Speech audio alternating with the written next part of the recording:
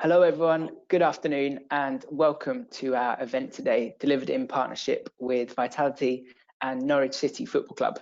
My name is Jamie and I am a former runner, a physiologist and now part of the Vitality coaching team.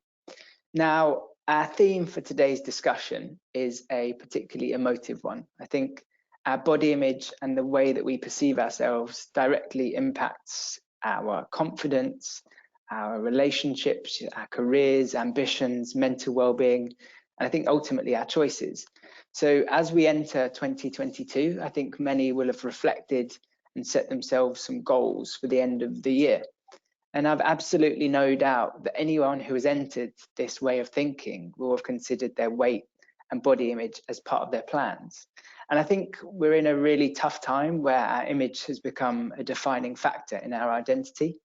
When I first joined Vitality, my role within the organisation was to conduct health assessments for our members.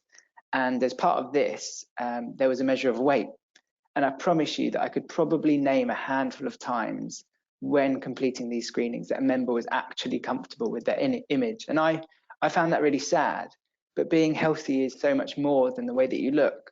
Of course, it's a combination of kind of mental, physical, nutritional, social, and financial well-being.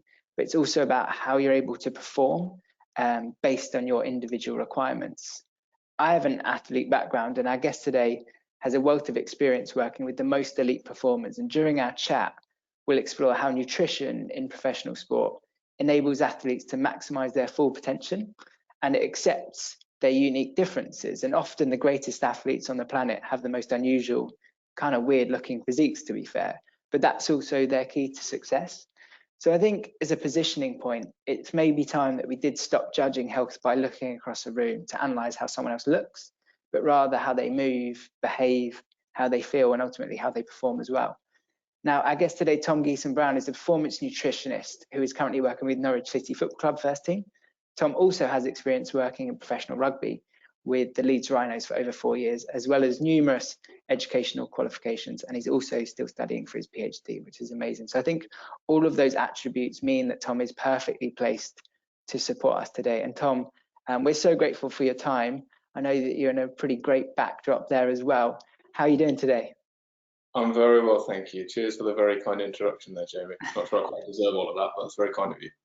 It's all your work. You deserve all of it. I think it's important to note, actually, from Tom and I as well at this point, that we've had so many pre-submitted questions, which we've incorporated throughout, as well as dedicating some time at the end for Q&A. Of course, we'll get to that too. So please do navigate to the questions box on the right-hand side of your screens and input any comments, thoughts, questions in there.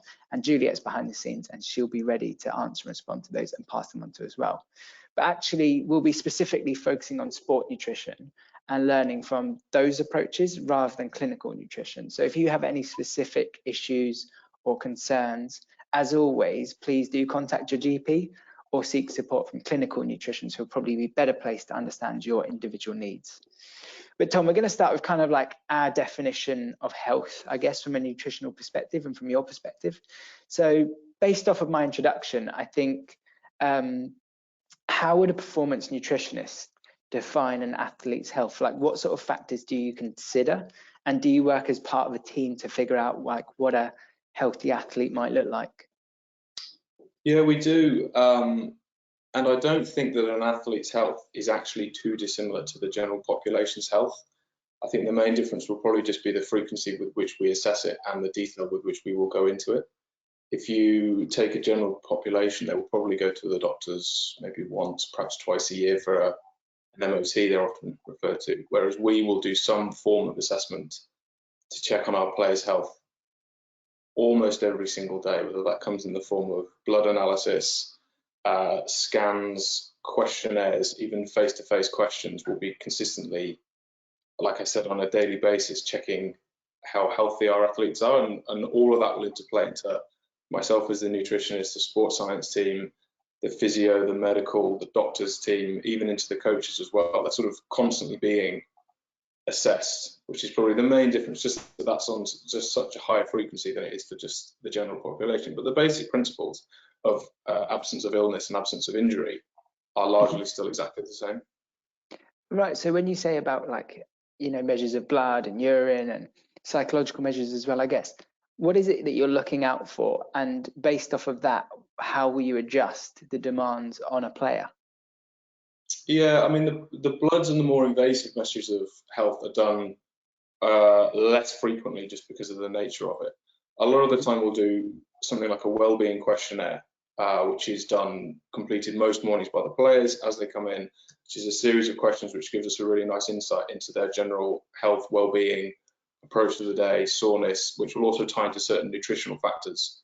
For me, the food that we might advocate that day, the food we might not advocate, and also depending where we are in the week. So after a game, we would expect them to be possibly less readiness to train, sore, a little bit fatigued, possibly sleep, which is obviously a big factor in health, has been compromised. It might have been an evening kickoff. We might not have got back till late. So there's a whole host of different factors and variables which gets fed into the various different departments, which then slowly gets acted on with the athlete themselves. I think this is going to be super interesting. I could literally ask a million questions already. But I guess what I wanted to establish early on, and you've kind of made the point there, is that you complete those check-ins with players daily. And maybe that includes some sort of physical assessment and something a little more invasive than we would do as individuals. But actually, everyone every morning can have a check-in with themselves and then understand what they may need to do to adjust their day to fit. So we're talking about that like absolute pinnacle performance here, where marginal gains and things like that, they really do matter. But for anyone in our audience who's tuning in just now, have you got any advice for how they can apply the knowledge that you use but into their everyday lives? Because they don't need to go into that level of detail, but would you say that there's certain fundamentals that you kind of top level say are really important for everyone? That's a very good question, and it's quite broad, and I'll come back to that in a second. Where I hope we can get with this sort of presentation is I will outline how we do things at the football club and at Premier League level, which, as you said, is the elite of the elite. And then what we'll try and do is regress things down as simple as possible for people to be able to actually implement in their own lives. Without knowing what people's outcomes or goals are, it's very difficult to answer that. But there's some really simple, basic pillars of general health and particularly nutrition. Sleep is a big one. You can very quickly work out whether you've had a good night's sleep or not just by the time you went to bed and the time you woke up. Some people will know their sleep quality just by waking up in the morning. You don't need to fill in a questionnaire for that. It can be difficult to assess how balanced your diet is, just subjectively going back through it yesterday, but most people generally, if you ask them on a scale of 1 to 10, how was your dietary intake yesterday, they'll be able to give you some sort of measure. There's a really, really basic one, is if you think about everything you ate yesterday, the most simple bit of nutrition advice by the NHS and the government is to eat 5 pieces of fruit and veg a day, but you would be amazed how many people don't achieve that in their diet, and it's the one which everyone knows you need 5 pieces, but not that many people do it. So it's a very, very simple starting point. If you wrote down everything you ate yesterday, glance back over it and realize you didn't eat 5 pieces of fruit and veg a day, you're missing the first fundamental, the first foundation of nutrition, of just eating your fruit and veg every day, which is sort of probably, I would have thought, one of the easier nutritional ones to start with.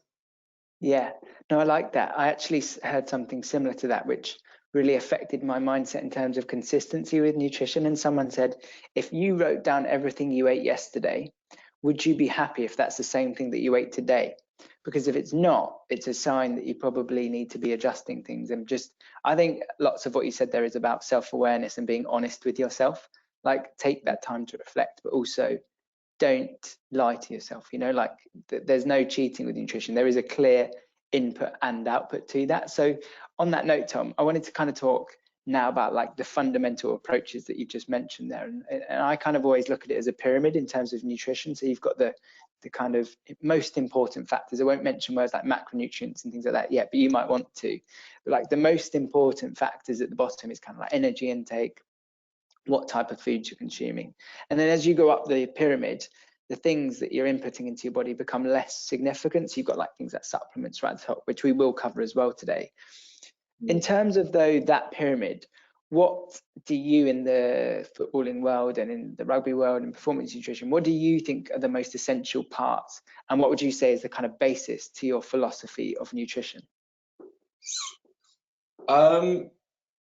Good question. So my philosophy and our philosophy towards nutrition at the football club is nutrition has the biggest impact on, from a performance perspective, your ability to train, recover and compete consistently whilst also changing your body composition or body weight if required. The reason being for that, and we're in January now, so we've got probably a host of people possibly on this call who are doing new year, new me, gym routine, eating well, dry January, and most people will focus on the number of gym sessions they do a week. Most people will focus on the number of runs they're going to go for a week. And let's say, for example, you go for 2 or 3 gym sessions or runs a week. You've probably got, over the course of the year, somewhere between 100 and 150 gym sessions or runs to make yourself better if you're looking to try and mark yourself at the end of the following year. However, when you look at nutrition, if you compare 150 opportunities of exercise, you've got 4 meals a day, or 3 meals and probably a snack for most people a day.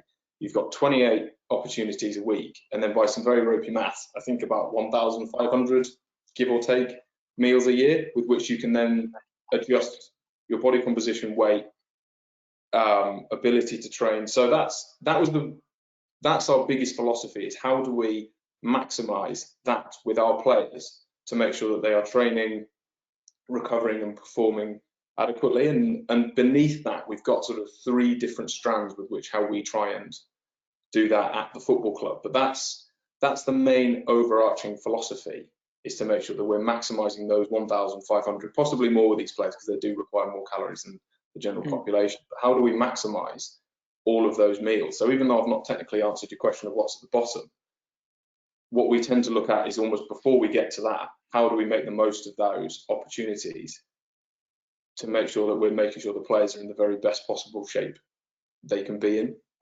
I sort of rambled a bit, but no, that makes total sense. And I think it's actually important that we start with these elements, because what you're talking about is just adjusting someone's mindset so that they're in a position to make the right choices. Because what you said there, instead of looking at, like, you're looking at your meals as an opportunity to get better, and you've got 10 times more of those opportunities compared with your exercise sessions. Like, say, if you're doing 150 exercise sessions but 1,500 meals, you've got a lot more opportunity actually to make improvements through your nutrition than necessarily your exercise. But if I said to you 80-20, do you get that said to you a lot? And so for context for people, you might have heard people say things like 80% of your health and physique is down to your nutrition, 20% is down to training, or some people might have heard that you can be healthy 80% of the time and 20% of the time you can kind of treat yourself.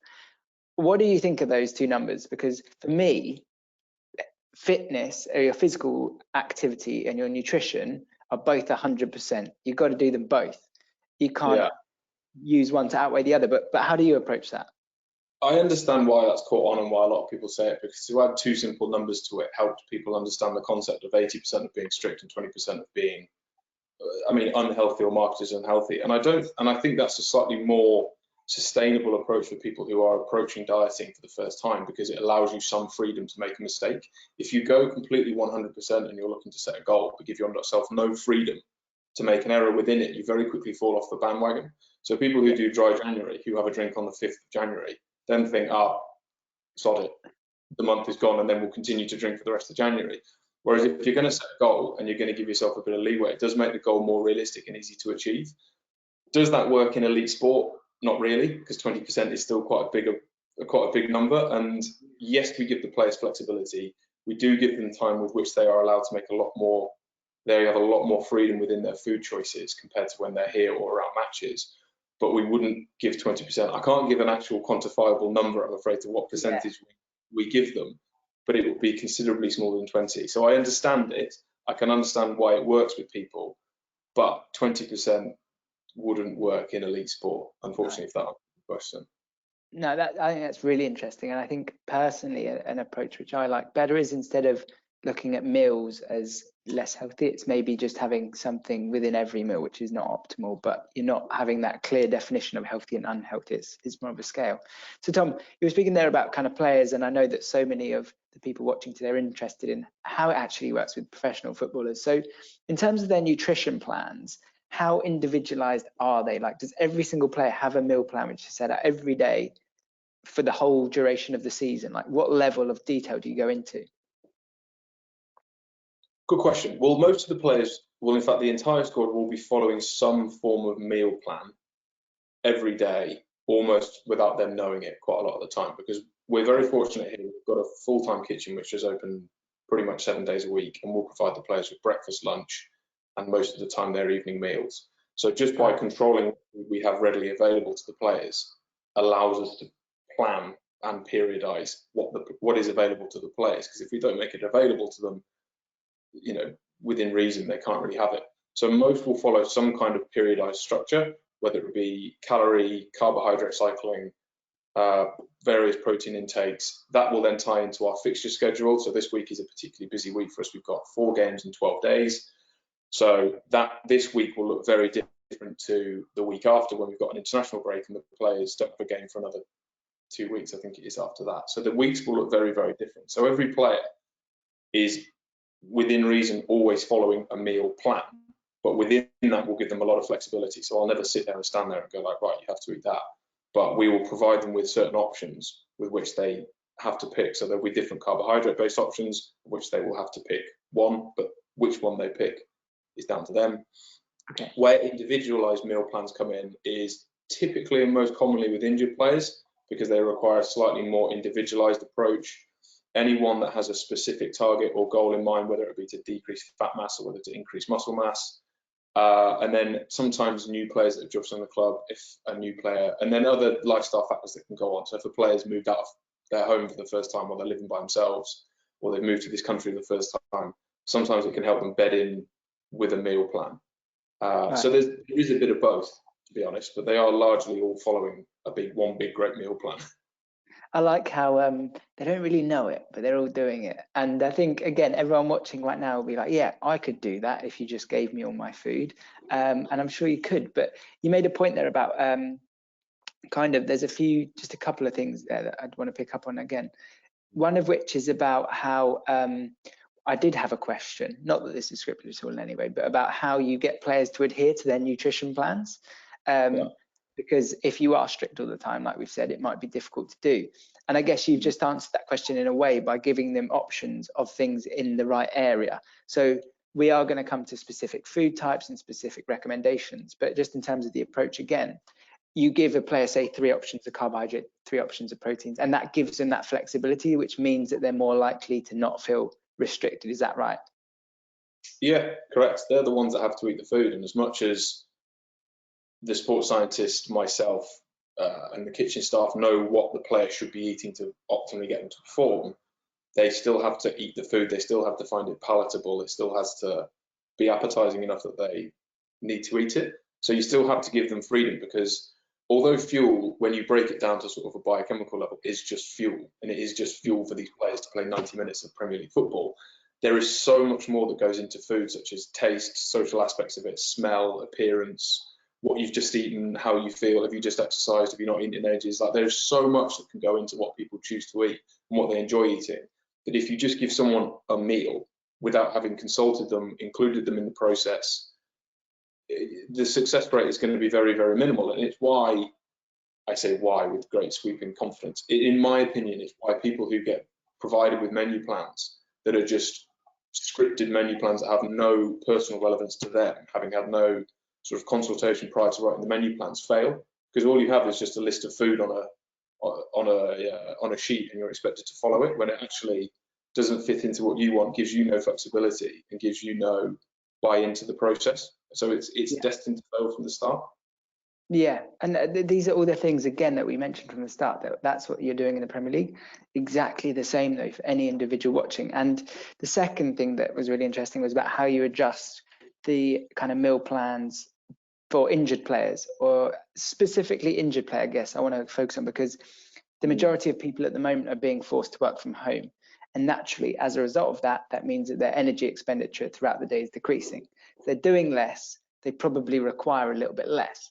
But what I want to know is, obviously, that's probably a similar situation for an injured player. How do you reduce their calorie intake? Do you literally reduce the size of the portions, or do you adjust the types of foods that they eat? I'm going to give a really annoying answer and say that it depends. And it always bugs me when people say that. It depends on the player and it depends on the athlete. My role, I'm very fortunate. I work with a small squad of Premier League players, so I'm able to do consultations with each of them whenever they get injured, and we're able to find a specific plan to them, which is the best way of reducing calories. You're absolutely spot on. When we reduce their energy expenditure because they're not training, they're not playing, we have to try and balance that out with a reduced energy intake. That's the main goal and that's the main outcome, but how we do it is very individualized to the person and to what happens and to their lifestyle to make sure they can achieve it. A few small examples: if a player doesn't particularly enjoy eating breakfast or will regularly not have breakfast, something like an intermittent style fasting window can be beneficial. Intermittent fasting is no better than any other method to reduce calorie deficit, but you've just restricted the window with which they can eat, which restricts the amount of calories they can eat, which helps get them into a calorie deficit.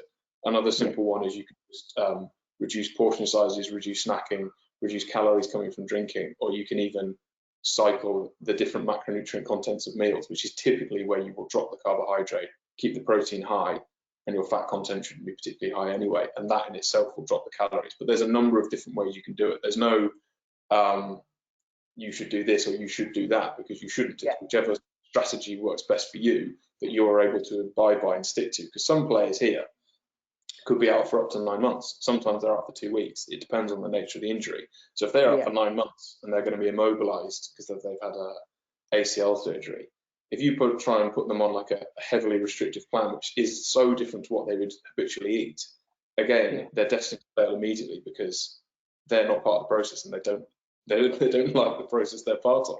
So it's human nature to go, I don't want to do this.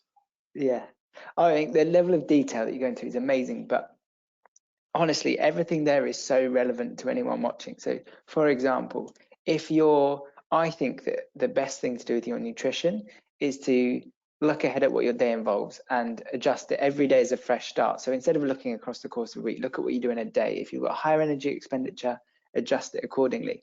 But what I also really like about what you said, Tom, is if you're going from someone who's used to eating a high amount of calories, really energy dense food, you become injured immediately, then you completely cut your portion size and everything. You're going to be starving, you're going to hate it. And that's exactly the same reason why I don't feel like diets are necessarily effective, because the changes are too big and you're not used to them. So now we're going to come into the specifics of the kind of foods that you'd eat. And I think the most common aspiration I hear on a daily basis is how individuals want to increase their fitness and maintain like their strength, speed, power, agility, cardiovascular fitness, all of these different elements, but they also want to lose body fat. So what often comes with this approach is techniques and strategies and words like bulking or cutting or fasted cardio. You mentioned intermittent fasting. There's a whole range of techniques that you can use, all of which would have mixed results based though on the individual. They'll all probably work, but whether they work or not on the individual is how much they can adhere to it. So Tom, if a player isn't in the right place, how do you approach weight loss or weight gain with them? Like, would you ever utilize those strategies and techniques? And what is it, I guess, again, from people watching's perspective, how would you know that that's the right approach for them? Good question. I'll try and break that down. So if a player has, for example, I think the example you used was there too much fat mass.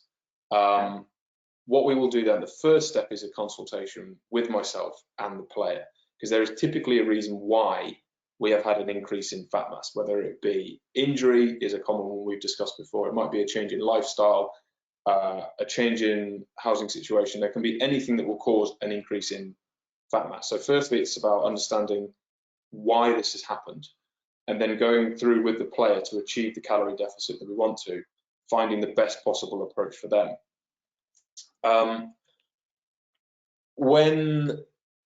And that's how it works at Elite Sport. And like I said, we're really fortunate. We've got a full-time kitchen. We've got some brilliant chefs here who make low-calorie meals really, really tasty, and the lads love it. They are required to drop fat as well, because we are an elite sporting environment.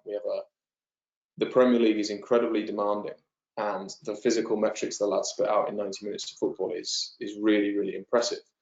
So we have to try and keep them at an athletic level of body composition. So it is required for us to do that. For the general population, losing weight isn't a sport. It depends a lot on what your outcome is. Some people want to use metrics and measures with which to objectively assess their change. So some people would like to use body weight. Some people would like to use a measure of body composition so they can see change. Others will be doing it so that they can run faster. They might be challenging a sub 4-hour marathon, or they might be looking to increase their power to weight ratio if they're cyclists, or they might just be wanting to look a bit better and aesthetically be more pleasing. So I've forgotten where I was going with this. So if you're the general population, it doesn't always matter. Like we have to lose fat because of this elite environment we're in playing Premier League football. For the general population who are just targeting a number of different outcomes, the weight loss and the fat loss is just a process to get to an outcome. And depending on what your outcome is, depends on how much you should how much you should focus on that fat mass loss. I think if nothing else comes from this, I think that is the best point to make, because I guess you could look, that comes back to our point about defining health, right? So in the Premier League, when you're working with athletes, for players, are they looking at, I don't know, like 8 to 12% fat, something like that? Yeah, about that. Yeah. So if you're an everyday athlete, as a male, you might be between sort of 12 and 20 odd percent. A female maybe sort of 18 to 25%. But at the end of the day, does that matter? Like you say, Tom, the thing that is important to you is how you perform and maybe how you look and how you feel. So do you need to know those numbers? And I think probably not, but that's why it's important to redefine what is important for you. But again, like, people will have aspirations to change the way they look and the way that they feel. So regardless of the numbers side of it, obviously that usually will translate into how you look and feel and perform. So simple question, is it possible to gain muscle without getting fatter? Or alternatively, is it possible to lose fat whilst maintaining muscle? Yes. Okay. But it's difficult and it depends on your outcome. So I'll try and answer this in a couple of different ways. You can increase your muscle mass and lose fat mass, but it's very difficult to do. It generally involves quite a well-maintained and calculated diet plan alongside an excellent gym program. It is difficult. It is quite tough to do for the general population because you'll probably feel quite lethargic a lot of the time. Your mood will be quite low. It's very taxing on your body. It is possible to do. However, that can be done in an elite setting because that's their sole role. Like, their job is to achieve that. In the general population, it's normally a lot easier, because it's a question which I'll get asked a lot when I say I'm a nutritionist, is I want to gain muscle and lose fat. It's like the sort of the mythical, wonderful thing I want to do. And when I find the answer, I'll be very rich. But it's much easier to split it into two goals and to go down one or the other depending on what you want to do. Because if you want to optimally increase your muscle mass, to do that at the optimal rate, you will normally get some small amount of increase in fat mass, because to build muscle is really energetically demanding on your body. So you do need normally a surplus amount of calories for your body to optimally grow muscle mass. Generally, that small surplus can often be turned into a little bit of fat. That's fine. If you want to grow muscle at a much slower rate, then you can do it without the small increases in fat. But generally, most people want to build muscle and want to generally build muscle quickly because of just wanting to go to the gym and look better faster, because why wouldn't you? So normally you have to accept that you'll have a small amount of increase in fat if you're increasing your muscle mass.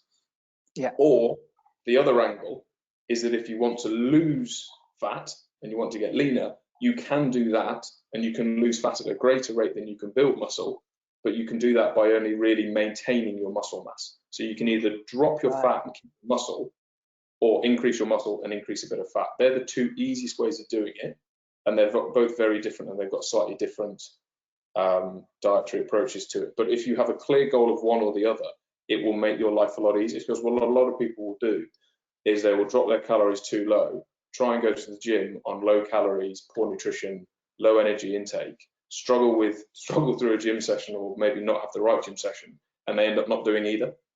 Yeah. So it's much easier to split it into two and then try and work off of that. And that's why I always advocate a performance approach to nutrition, whatever your goal is, because that's the point there, is that you could lose a lot of weight very quickly by just being in an extreme calorie deficit. But off the back of that, you're going to be tired, you're not going to be able to perform, you probably will come with associated losses in muscle, and then your physique might be not what you wanted it to be. So next question is pretty simple. If we just focus on fat loss, Tom, and muscle maintenance, what do you do? So you've got a player. What do you do in terms of the actual foods that you change? And maybe at this point would be a good time to introduce kind of like the macronutrient balances and things like that. Cool. Okay, good. I'll answer that two ways. So the way in which we would get a player to drop their fat mass whilst maintaining their muscle mass is we would put them on a slightly higher protein diet. So we give them a slightly higher protein intake spread across the course of the day, which is normally a slightly increased portion size at each meal, and make sure that we're getting regular protein feedings throughout the day. We'll then usually drop their calories, which normally comes through a drop in carbohydrate at the meals. So then we are just reducing. It's not to advocate low carb or keto or anything like that. It's just an easy way of reducing our calorie intake from the plate, because if we've got a high protein on the plate, we then will drop the carbohydrate to then make sure we've still got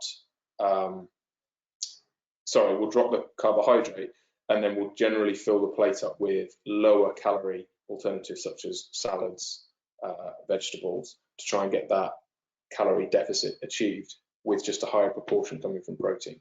Now, by doing that, it does make you feel quite lethargic. You can be susceptible to slight mood swings. You'll feel fairly tired a lot of the time, but that will elicit a fat mass loss whilst maintaining muscle mass. Okay, amazing. And I think if we could take the other angle, because Tom, I appreciate you've also got experience in rugby, where kind of power, strength are critical factors to the performance. So muscle growth is probably a key focus, whilst keeping players in a good condition so they can run around for 80 minutes. So how would you approach that kind of surplus efforts? Well, that's the complete opposite. So in that case, you need to make sure you're consuming enough calories and more calories, particularly around your gym session. So before and after your gym sessions, you should have probably a larger portion of carbohydrate than most people would probably think. So you need to make sure you've got adequate calories. You then have protein intake, which is a key concern. And when you consider your protein intake, for those who are going to the gym regularly, you need to consider 3 T's, which is total, timing, and type. So the total amount of protein is really important. The timing of the protein is equally important, and the type, and I'll go through them quite quickly. So the total, for people who are following their or who are big on their macronutrients, if you're not, then don't worry, I can explain this a bit easier. You're looking for somewhere probably between 1.4 to 2 gram per kilogram body mass. People that know what I mean by that, great. If you don't, I can come back to it in a minute. The timing of it needs to be split up consistently around every 3 to 4 hours. You're looking for a protein intake, and a protein intake would class as anything really above 20 to 30 grams of protein. And then type, you need something called a complete protein. So that is typically meat, fish, dairy, typical good protein sources. So like broccoli has some protein in, but it's not a complete protein source, for example. So the key is to put it in real simple layman's terms. Make sure you get a source of protein at breakfast. Eggs is the easy example. Source of protein at lunch and a source of protein in your evening meal. If you can combine in 1 or 2 protein snacks within that day, you should be absolutely fine across the course of your day. Amazing. And I guess like visually, often people talk like about a palm-sized portion of protein. So for example, like a chicken breast might have 25 to 30 grams of protein, an egg, something like 6 grams. If you get that palm size right, you're probably 20 to 30, like I say, grams. And then the other foods around your plate usually add that up a little bit as well, don't they, Tom? Yeah, perfect. Yeah, I mean, I know some people use palms. That's fine. A chicken breast, a fillet of fish, 3 eggs, something like that we should eat your protein pretty nicely. Love that. I think that's great advice. I've got one more point. So we've got calories, protein.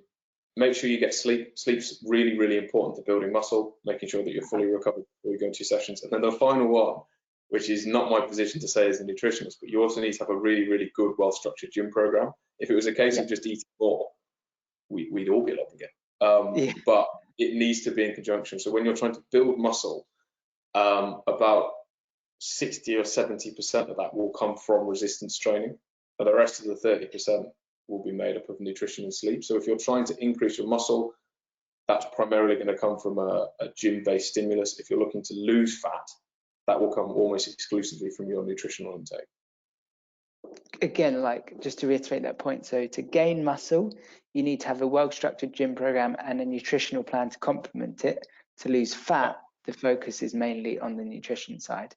Tom, one more thing to dig into here, because I think this is the kind of like, this is like a free consultation that people are getting here. So I hope people are enjoying this part. But carbohydrates, we've got to talk about them. And again, like, so I want to tee this up in a way that there's lots of diets out there at the moment and ways of managing your weight or reducing your weight where people reduce their carbohydrate intake. And then the reason why that works is not because carbohydrates are unhealthy. It's because that will get you into that calorie deficit, because you're basically taking out a potential third of your energy dense foods. You're just removing them. So you're getting into that deficit quicker. But why is it so important that carbohydrates are included in an athlete's diet? And what are the types that they should be having? And then, sorry, a third part is how much should they be having as well? So why important, what they should be, and I can't remember the third type, how much? Why they're important. As an athlete exercising at high intensities, your primary fuel source will be carbohydrate. So to make sure that you're able to compete at 90 minutes and or longer, depending on what people are doing, if it's long gym sessions, running or cycling, it's really important to have an adequate diet, adequate carbohydrate intake. This will then be stored in the body in your liver and your muscles, which is basically like a battery pack for when you go off on, when you do high intense exercise. So going in without that means that you're probably not going to last as long or be able to compete at the same intensities for as long as you would have done without the carbohydrate. So it's particularly important. Types of it, throughout the week, we vary what we'll do. Throughout the week, we tend to focus on more whole grain type of carbohydrate to keep it nice and layman's terms. Much slower releasing carbohydrate. We'll use that on match day -1s when the lads are training after training to help them recover. It's a much slower release of energy. But we will also use more sugar, faster acting carbohydrates around training sessions. They are often, sugar is often demonized, at times correctly and at times incorrectly. For an athlete, sugar is really, really useful because it's just a burst of energy, particularly just before or during exercise. So if anyone is going out on a evening run cycle to the gym, a small amount of carbohydrate, somewhere between 20 and 30 grams, will give you just a little bit of extra energy whilst you go in it, before you go into the session, or if you're in a particularly long session, anything really lasting over 60 minutes, you might want some form of easily digestible carbohydrate because, again, that will give you just a little bit of a boost of energy. It will also manage to, or it also should help you keep your, if you're training for numbers or for time, it should help you achieve that. So it should keep your performance nice and high. Final one, sorry, I've forgotten the third one. How much? You've kind of touched on that, but I guess in a day, how much are we looking for? How much? Very much depends on what you're looking to do. So we will periodize our carbohydrate depending on what sort of day of the week we are on. When on match day -1 or match days, we look to try and target 8 gram per kilogram body mass, which is a considerable amount of carbohydrate. If anyone's never tried to eat that much carbohydrate before, have a go. It's quite good fun trying to do it. In training days, it tends to be somewhere between 3 and 6, depending on the nature of the training session and the intensity with which they're training. Days off or rest days, it can drop down to somewhere between 1 to 1.5 and 3, again, depending on what we've got planned for the day. So we will cycle that throughout the course of the week because we train differently almost every single day. So it's really important for us that our nutrition matches what we do. So you wouldn't eat the same every day if you're not training the same. So we try and make sure we sort of counteract that with the menu that we've got here. Exactly the same for people watching. Like if you're having a sedentary day, maybe reduce the amount of carbohydrates, like Tom said, 1.5 to 2 grams. If you've got a particularly busy day or you're coming up to a training session, then that carbohydrate is essential to allow you to perform. So it's not a bad thing, carbohydrate. You should be having it. It's just to make sure that it matches your workload, I think. Yeah. Yeah, exactly. Like, and again, that comes back to the point is that you want your body to perform at its best. And if you're training and you want to change your body composition, you've got to get that training part right as well. And that requires the nutrition. If we go on to a little bit of like direct player management, Tom? I know people want insider scoops and things like that. Again, I'm keeping an eye on the questions. Please do keep them coming in. We've got some time as well at the end. People are super interested. You've got a cool job. So it'd be great if you could share some insights on the kind of like day-to-day workings at Norwich. So are you able to kind of, I guess, talk to us about how you construct a 5-day meal plan, let's say?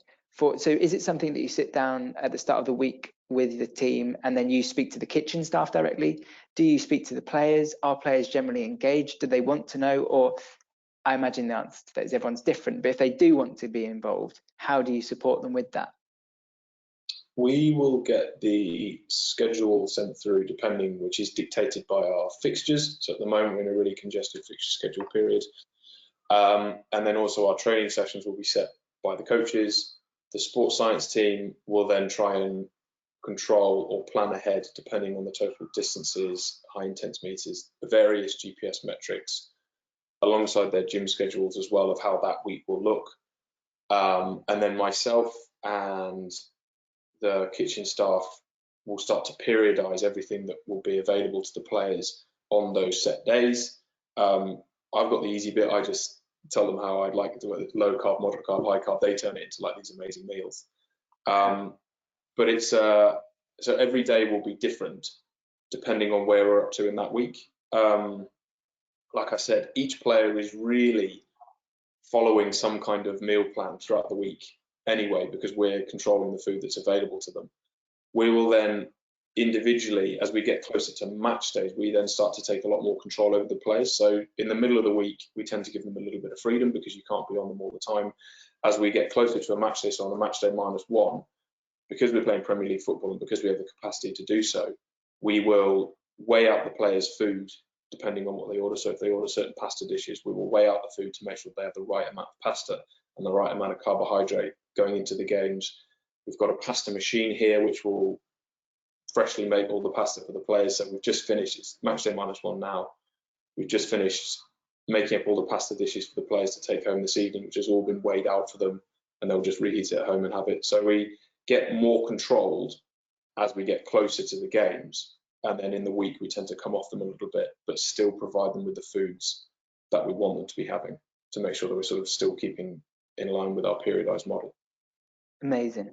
We're getting a lot of questions at the moment as well about vegan and vegetarian athletes, and we'll definitely come to that. But the next kind of step up above like those main meals is kind of supplementing with players.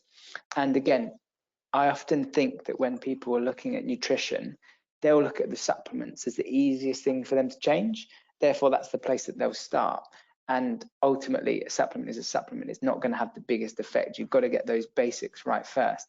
But I suppose supplements in terms of for the team as a whole, are there standards that you recommend for all players just to keep them healthy day to day? So if we just focus on like the healthy supplements and vitamins and things like that, and then we can come to the performance supplements next. Yeah, nice. I mean, supplements as a subject, it will nicely relate to what you brought at the very beginning of the nutrition pyramid, because they are the very final little piece on the top of that. We would never just give someone supplements for the sake of it. Like, the first port of call is to sit down, have a consultation, go over the very, very basics of nutrition. We're fortunate here, like I said, we've got a full-time kitchen, so we're able to make sure that we look after all of their nutrition. But are they having a healthy, well-balanced diet? The very, very first thing I said was to do with, are you getting 5 portions of fruit and veg a day? Are they doing that? Even though they're elite athletes, they still have to be healthy. Then we look at the timing of nutrition, so the carbohydrate periodization, what kind of carbohydrate and how much of it are they having? And then once we've got all of that correct, only then do we start looking at the supplements, because if you've got the rest of it wrong, a supplement's going to do absolutely nothing. Yeah. It's not going to do a lot. So we'll make sure all of that's sorted first, and then we start to consider supplements. But from a health perspective, we will supplement them with vitamin D, we give them a probiotic supplement, and we give them, that will be it from a health perspective. If they have any deficiencies that we've picked up from our pre-season screening or blood screening by the doctor, they may take another supplement off the back of that. Okay.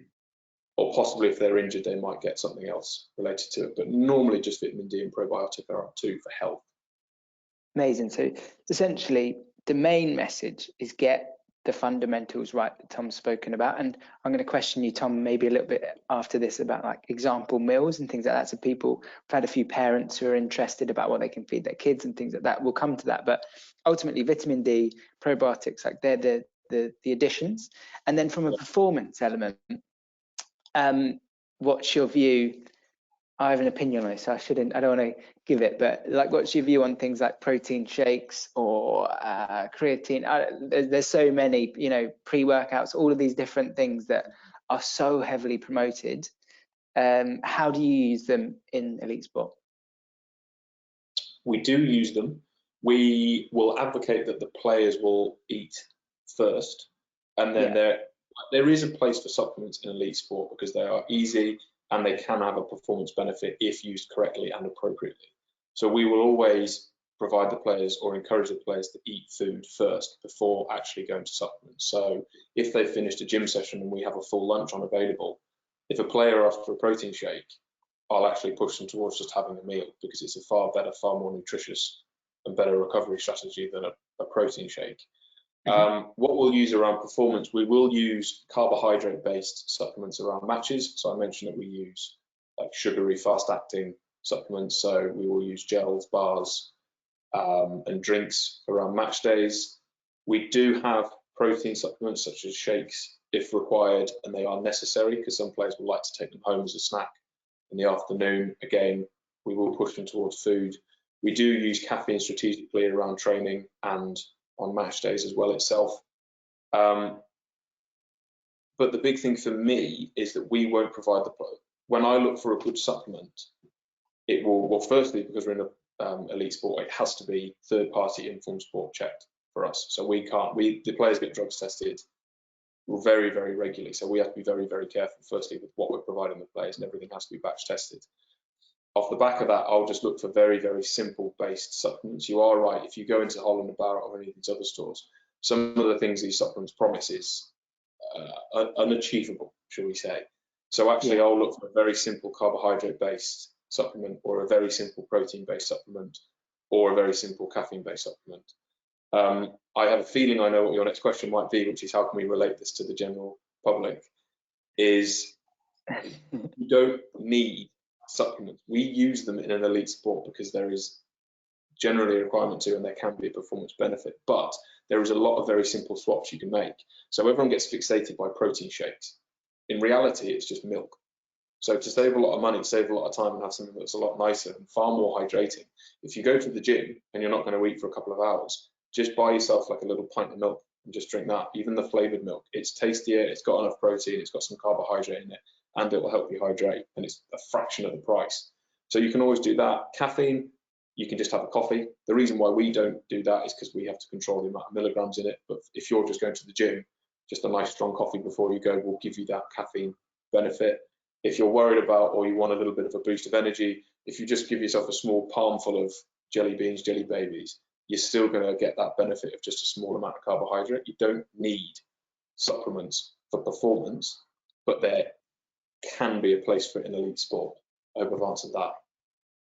You've answered it perfectly. I hope there's no one watching who is from a supplements company because they won't enjoy it. But I generally would say that food first approach is so key. Like, for example, if I've done a heavy training session and I need food immediately, I'll go for something like Icelandic yogurt kind of thing. They've got 20 grams of protein, exactly the same as most protein shakes. It's just real food. Like, that food first approach, I think, is ideal.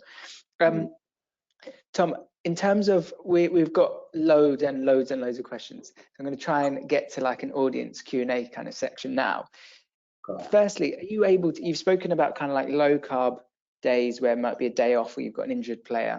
Then you've got like training days, which is just in the standard week. And then you've got the high carbs pre-match days. Are you able to give us 3 examples of meals, what they would look like and the subtle differences between the 3? And then again, people can apply that to their own lives and what they're doing. Yes. So if we go for, what's a good easy example to do this with? Something like a stir fry is a really easy one to do this with as an example. So with a stir fry, you'll normally have a source of protein, chicken, beef, prawns, or you can even pick, if you're a vegetarian, you can pick vegetarian alternatives like corn. Cook that. You can either serve that with some stir-fried vegetables and some sauce, and you've got a perfect low-carb, low-training day, high-protein meal. If you are training and you require some form of carbohydrate, then you can add a sort of a smaller portion, 100 grams of noodles, which again gives you a little bit of protein if they're fresh, but it will also give you some carbohydrate to either help you fuel up for the session you're about to do or recover from the session you've done.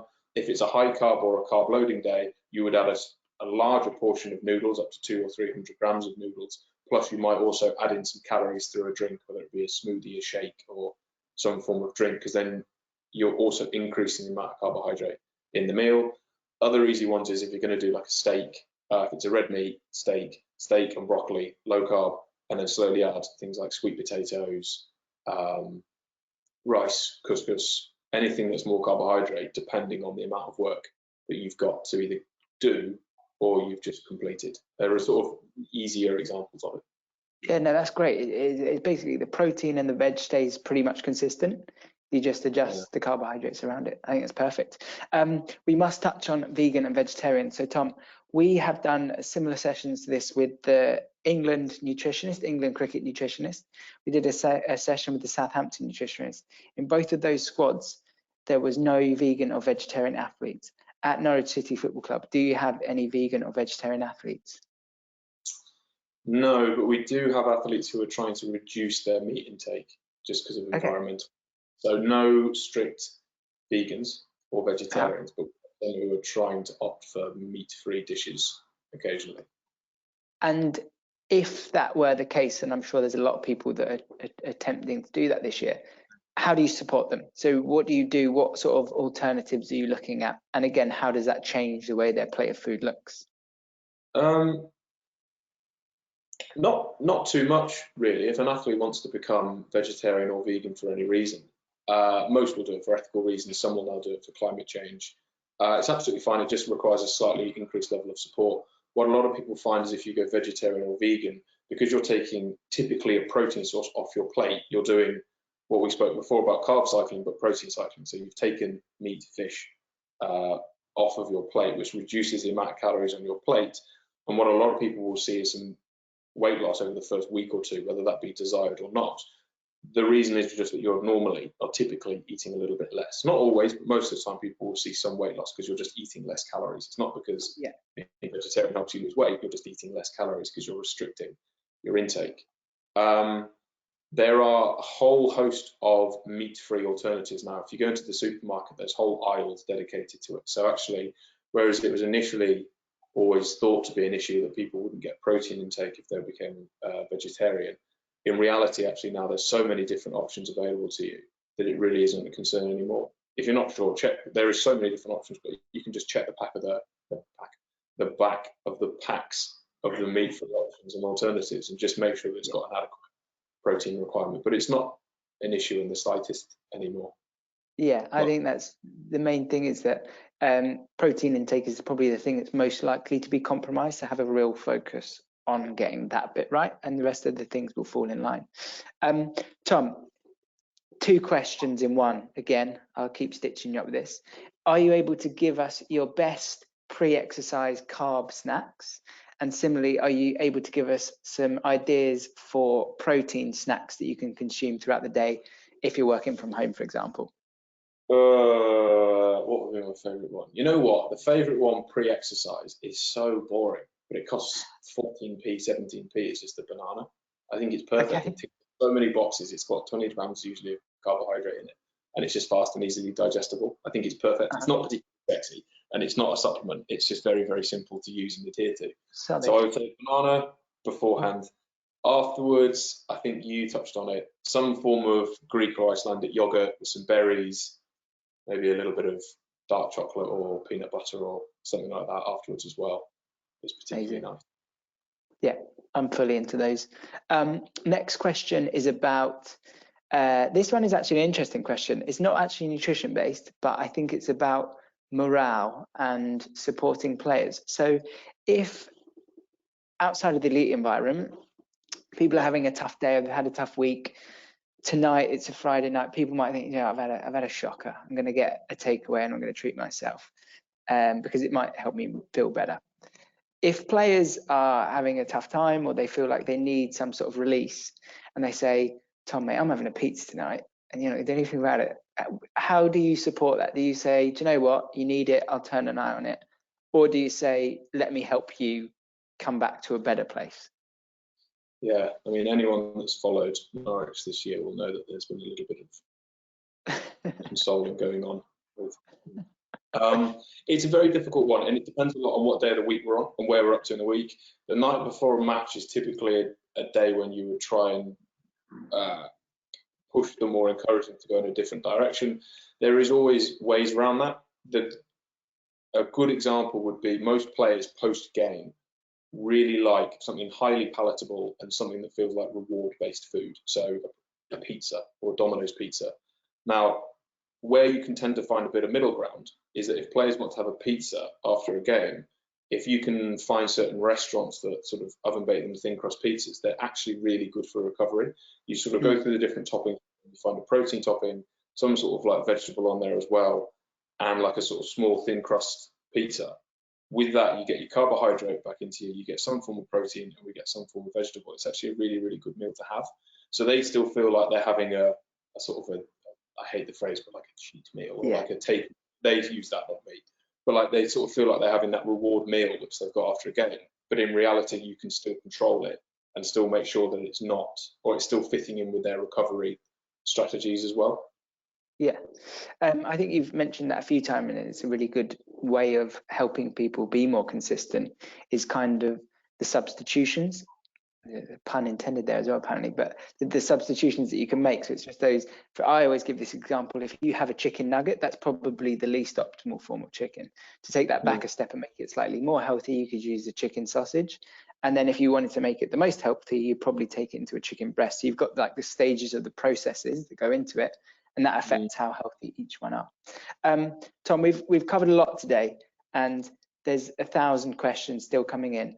I've got two final questions, the first one of which hopefully is super quick, and then we have this finisher question that we ask everyone. The first one is, do you have any advice or suggested resources or places for people to go to find out more about nutrition in a good way? I think there's a lot of noise out there. Ooh. Very good question. Where would be the one place to go? I would advise starting with the absolute very, very basics. So can you achieve, most people will know what the Eat Well plate is or what the Eat Well guide is, which gets a lot of criticism, but a lot of the time is often slightly misunderstood. But can you achieve the very basics of a fundamental nutrition, or the basics of a nutrition intake? So for example, go back to the start, can you achieve a minimum of 5 pieces of fruit and veg a day? And once you can sort of tick off the very basics, then you can start to progress on to other forms of nutrition, of which there is a lot of good resources out there, but it generally depends on what your specific area you're looking at or looking for. Yeah, I think don't think too far ahead, focus on the important factors and then move on. Tom, sadly, our session does need to come to a close really soon. I appreciate you've got a big game against Everton tomorrow, and I definitely don't fancy Dean Smith having a go at me because his nutritionist has taken away for you too long. But we've tried to come up with one final question for all of our guests, and positive behavior change is central to our Vitality program, and helping people make positive decisions is part of our kind of core purpose. So the question to you, again, it's not necessarily nutrition related, but it's a big one, is what's the one change that you've made that's had the biggest impact on your life? It's a very big question. I think my answer would be to appreciate the value that hard work will have upon whatever you're looking to do. The reason is when I was doing my master's, I remember trying to revise my exams, and the lectures may as well have been in Spanish. I didn't understand a word of them, but via a lot of hard work and a lot of revision, I managed to do all right. So I think that taught me the value of hard work, and actually it will get you where you need to eventually. Amazing. I love that. I think trusting in what you're doing is going to pay off someday. I think, honestly, Tom, we've had so much amazing feedback. And I think just to wrap up, really, I personally believe that elite sport gives us an example of how to maximize every ounce of potential from our bodies. But I can also appreciate that everything that you've spoken about and the environments that surround athletes enables them a huge amount of support. So hopefully, though, from our discussion, I think what you've done so well today, Tom, is that you've given some inspirational insights, yes, but also some practical guidance on how you can manage your well-being whilst not neglecting all of the other important areas of your life. So as always, I think you need to be kind to yourself when needed, but then you also need to exercise a little discipline to remain consistent as well. So Tom, thanks so much for sharing your insights and knowledge. It's been fascinating, and I've loved spending time with you actually, and appreciate your generosity to share all of these insights as well. You're very welcome. I hope some people found it useful in some way. It's been great. And everyone that has joined us, please do check out our YouTube channel. This will be up there within a few days. We've got a handout section also in there as well. So please do download that for the rest of our events for January. I hope you've enjoyed our event. As you leave, you'll be greeted with a feedback form. Please do let us know your thoughts and comments. We're always looking to improve. But in the meantime, I hope to see you all at our next event. Take care. Have a great weekend. Tom, all the very best for tomorrow. We're all huge Norwich supporters for tomorrow. Thanks, mate. Nice one. Take care.